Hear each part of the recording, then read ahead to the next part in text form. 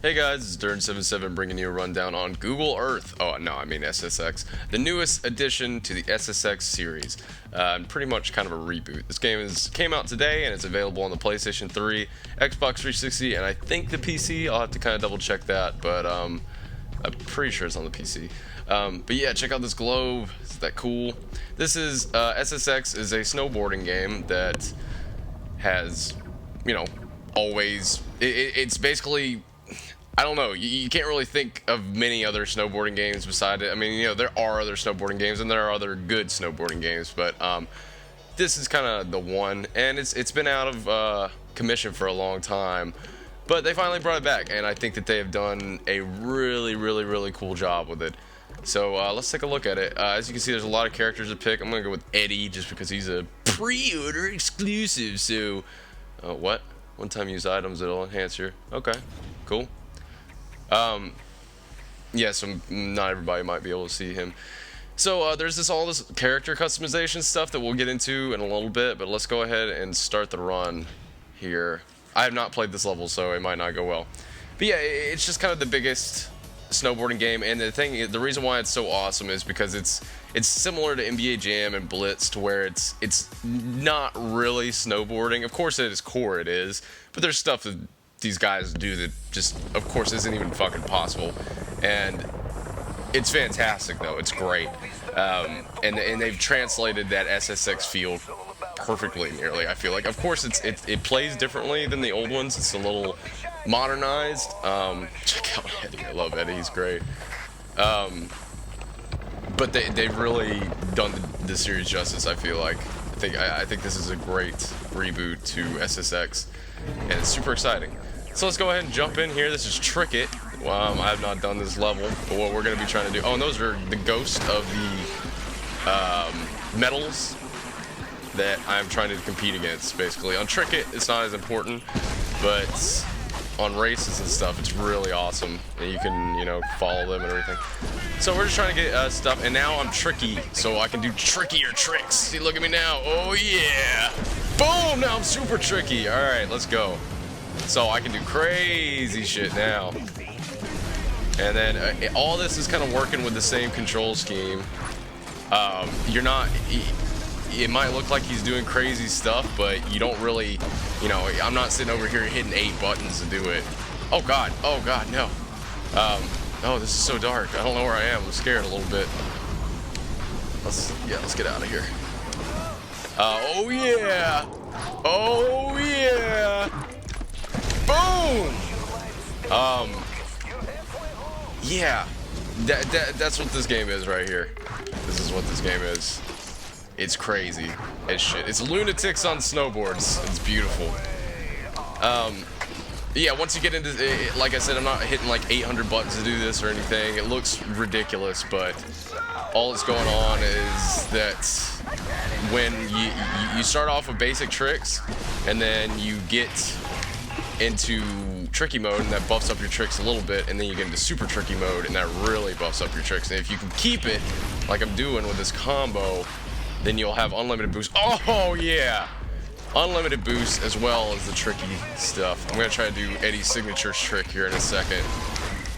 Oh wait, no, it's almost over. Okay, let me try to hit the signature trick here, because he still has a worm in from SSX Tricky. Here comes the worm. Wait, no. Yeah! Boom! Hey, gold, not bad. Awesome. So yeah, that's Trickett, Oh, achievement unlocked. How great. And basically you're just trying to get the best score in Trickett. That's it, and you're using the mountain. You can pretty much go throughout the entire mountain. There's nothing on the mountain that you can't snowboard on. It's really cool. Like, you can snowboard on the walls. Like, it's awesome. These mountains were designed. They actually use NASA like photos and stuff like that to get real landscaping from these mountains. Of course, they changed it to make them more fun, but they're definitely like the basic mountains, of course, with crazy shit added in. So let me go ahead and get into the auto log stuff really quick, because I think that this stuff is really important. Auto log, actually, it's basically the same thing as RiderNet. Well, I've messed with this in the demo, but right now I have not really got it set up yet. I don't really have people I'm competing against yet. But basically what RiderNet does is if you ever played Need for Speed, it's really similar to Autologged, where let's say right then I just got, I don't even know what score I got, but let's say I got 18 million. And let's say my friend, Joe Blow, who's not a very good friend, by the way, he gets on and Joe Blow has set a ranking for 13 million. And he'll get on, he'll see that I have a higher ranking, and he'll be like, oh no, I want to beat him. And it alerts, it does it in really good ways. It alerts you when someone has beat your score. It lets you know what's going on and everything. Like, you know, it makes you want to keep playing. It makes you want to jump back in and be like, dude, I want to beat your score. Fuck you. I can beat that. I know I can. And it keeps recommending stuff. It keeps saying like, hey, you know, you just beat this level. That's cool. You should try this next level. So it's really awesome, the RiderNet thing. I wish I had it more set up so I could show you guys exactly how it works. I don't have it really going yet. But it's super cool, and it keeps you pumped to keep playing. Now, with this is the customization stuff. What happens is you select like your board. I think what it does is the store comes up, and it's almost like loot, to where you can just buy it, you know, and like this is purple. Like that's an epic all-around board. Like that's a good board, and I could buy it with the credits that I've earned up there. I'm not gonna buy anything right now. But basically the boards increase, you know, different things, speeds, tricks, and stuff like that. Then you have stuff like gear, which is armor. That's more for like the deadly descents type deals. And then you've got stuff like mods, which apparently are one-time deals and stuff like that. Let me do the armor reminds me. Let me show you something. Let me not just do another race. I want to see if I can find that deadly descent. But also the last thing in that customization thing that you saw was geotags, and geotags are really cool. I haven't messed around with them yet, but the idea of them is awesome. What it is basically, this is the deadly descent. It's basically, oh, do I have to unlock this? Oh, okay, I just have to buy it. Yeah, I can do that. Yeah, okay, survive it. Okay, so I just bought that. Oh, check this out. You see that the bottom left? If you hit right bumper at any time, look at this. You wanna buy some points? You wanna not play the game? Give us money instead? Like, I just think that it's so funny that you can just do that at any time. You just hit right bumper and just be like, hey, yeah, sure, I'll give you money. But these geotag things are awesome. What they are is you equip one, and then you start the run, which I'm about to do, obviously, and you lay them out in the world. You lay them anywhere you can find a good spot for them where you think somebody won't collect them, or, you know, whatever you want to do with them. And the longer that they stay out there without someone collecting them, the more experience you gain. And I think you just gain experience for laying them in the first place. So it's really cool. It makes you want to put them in places that, you know, people can't get to and stuff. And it's pretty cool. It seems like it's an awesome addition. I haven't really messed with it very much yet, but I've seen some online already, and I've gotten a couple, and it's really cool. It's really fun. So this is a deadly descent. This is one of the more, I guess, different. This is not just racing or tricking. I'm actually just trying to survive right now. As you can see down at the bottom right, that's my armor. And then, if it, you know, oh, there's a geotag right there. Oh, I couldn't get it. But yeah, when my armor goes down, then my health will too, and that'll be bad. But I'm just trying to survive here. This is the first one. I'm sure that they get much harder from here. But, oh yeah. No! Tree! Oh, no. Yeah, so that's what this is. And there's different ones that take advantage of different things. For instance, I've seen some where you're on Mount Everest and there's hardly any oxygen where you're at, so you have to use an oxygen tank to keep yourself alive. And if you don't, then the screen will start, you know, making a circle black, getting darker and darker, like tunnel vision type deal. Really weird. It's like you're losing oxygen, you're dying, and you're just trying to snowboard. But yeah, so that's what this is. They're pretty cool. I've only seen one, but it seems pretty interesting. It seems like it's there's 9 of them in the game, and that seems about exactly how much I want to play of these. Like, this is cool and all, and I think that the variety is awesome. But I'm glad that the majority of the game has concentrated on just straight up SSX, not this stuff. But like I said, I really think it's cool. It's not that it's bad. I'm just saying I'm super excited that they embrace their roots more than do stuff like, because this game's launch cycle has been so weird for me. Like, it's gone from me being like, what? To like, oh, okay. To like, oh, fuck, yes. Like, they first announced this game, and it was called SSX Deadly Descents, and the first trailer was really weird, and it made me feel kind of uncomfortable. Like, I don't know, it was like, it's like SSX Call of Duty. It was really weird. So I survived. That's really all I had to do. So awesome. You made it. Now you'll fly back to the top and drop again, see how far you can go before tiring out.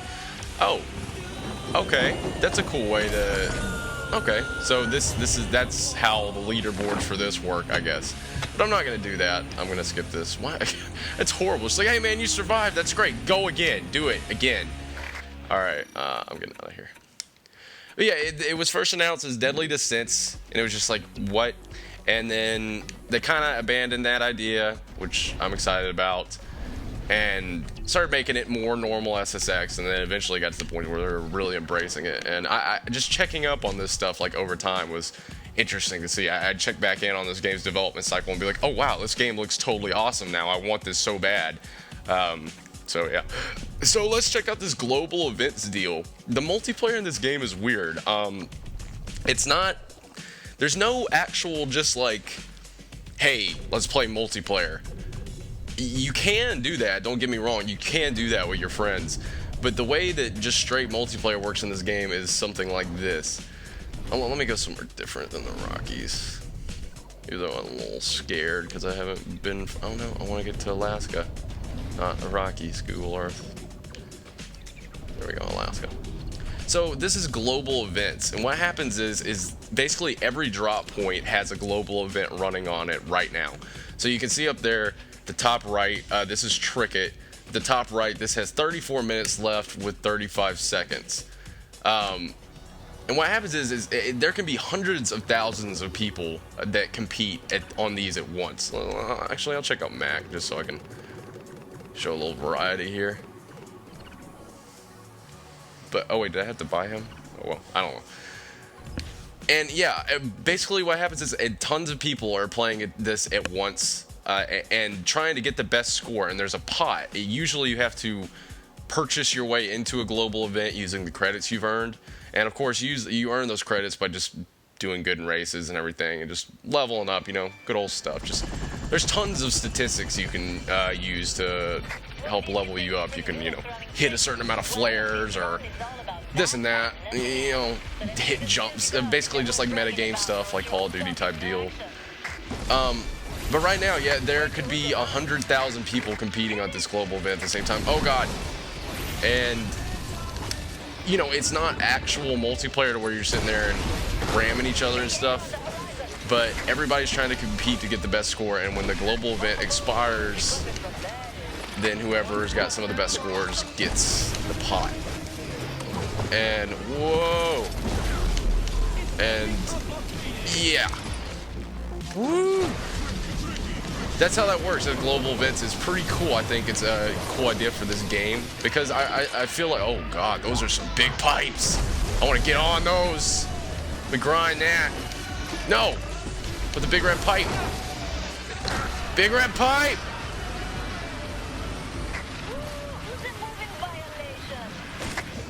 Oh shit! Yes! Oh damn it!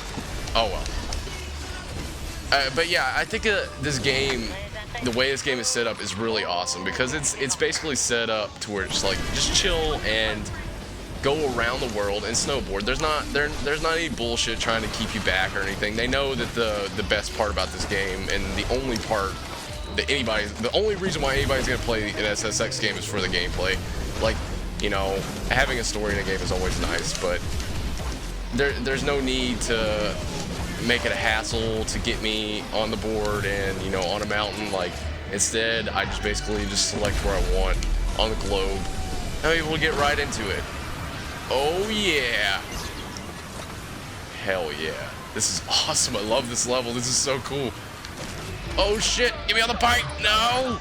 Oh well. And the global events, I think, go with that style really well because you don't have to, you know, set up a lobby and crap. You know, you don't have to do all this stuff that isn't seamless. It might not be the most typical multiplayer in the world, and that might bug some people, but it's really seamless and it's really well done and pretty cool. Boom!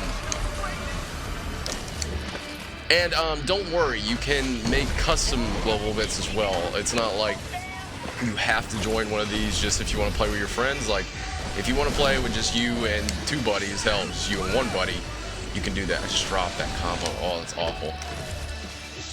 But yeah, you can set that up if you want to do that, and you can make it to where it's just you and a buddy and everything, so you don't have to worry about thinking that you're not going to be able to play with just your friend.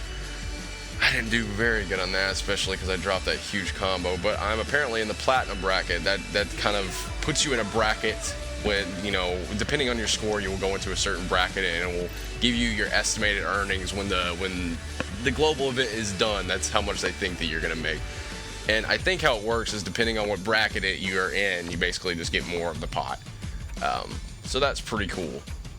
And so see right here, like recommendation right here, if I had you know, competition going on with the RiderNet right now, it would say something along the lines of like, hey, you know, Joe Blow, once again, your asshole friend, has beat you on this level. Do you want to go to that?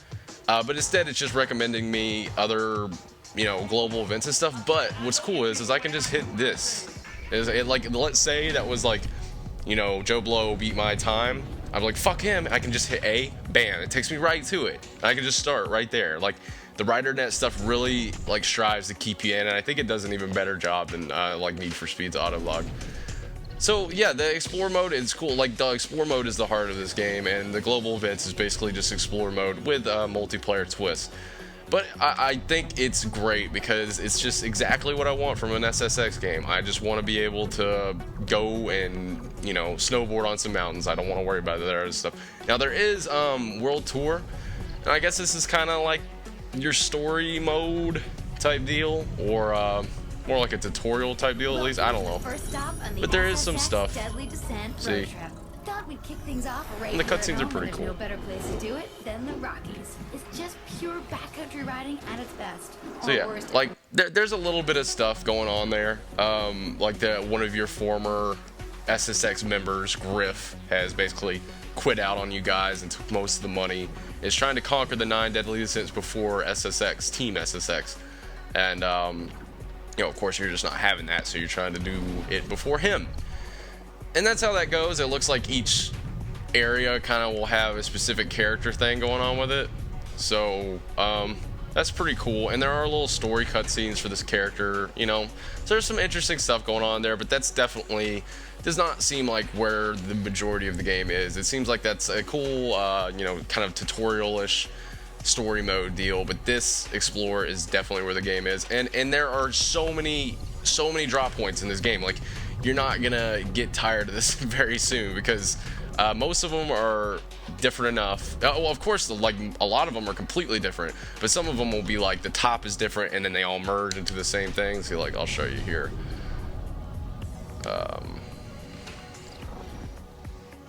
Like, well, it doesn't work. Let's try this. That does not work either. Whatever, you see these lines, sometimes it'll be like, hey, this top part is different, and then they'll merge into the bottom half, and, you know, so it'll kind of be a similar level. They're all very different in their own way, and I think, yeah, there's 153 drops. So there's plenty to do here, and each drop is gonna have intense composition on it, because, you know, you're competing for those medals, and anytime, like I said, with a friend, you know, if Joe Blow got on and he decided to set a race time of, you know, 2 minutes, and I was like, well, shit, I want to beat that. When I get on the level that he set that race time on, there will be a ghost of him doing his stuff. Like, every time you play a level, every time you do Trickett, every time you do anything like that, I will automatically save a ghost, and anytime your friends try to beat you, or even if you try to play it yourself, you'll see your best ghost time. And it's really cool to be able to just kind of, like, let's say somebody's getting a really good time on a race, and I'm like, how is he doing that? Like, I can follow a ghost, you know, kind of see what's going on and everything, and be like, oh, okay, awesome. So yeah, it's cool. And this is like the RiderNet wall, which stuff will get posted if it was not just me. But yeah, that's pretty much SSX. It's a lot of that, and it's a lot of really good stuff. So yeah, if you like the old ones, definitely check this out. I was a huge fan of SSX Tricky. I didn't get SSX 3 because I was having some system issues at the time, but I was a huge fan of SSX Tricky, and I really feel like this game is like, it brings it back really hard in a good way. It's not the game that, you know, it's not the same game. It's the same game you remember, and that's awesome. And yeah. So once again, I have to say, I never thought I would be saying this kind of stuff, but God bless EA. They have really been nailing it with these extreme sport revivals. You know, with like NBA Jam, NFL Blitz, and SSX. They're really doing it right on a really good way, and it's awesome to see. It's great to see. So that's SSX. If you like extreme sports games, if you just like crazy awesome games, of course, if you liked SSX, you should definitely check it out because it's very cool. But thanks for watching, guys, and I will see you guys next time around the world.